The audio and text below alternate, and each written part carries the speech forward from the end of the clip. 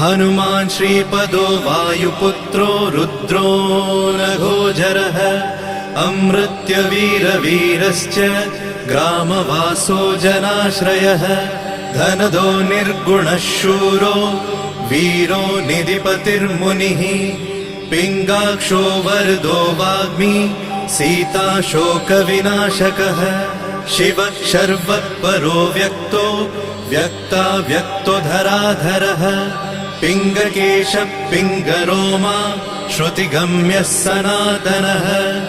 अनादिर्भगवान् देवो विश्वहेतुर्जनाश्रयः आरोग्यकर्ता विश्वेशो विश्वनाथो हरीश्वरः भर्गो रामो रामभक्तः कल्याणप्रकृतिस्थिरः विश्वम्भरो विश्वमूर्तिर्विश्वाकारश्च विश्वपः।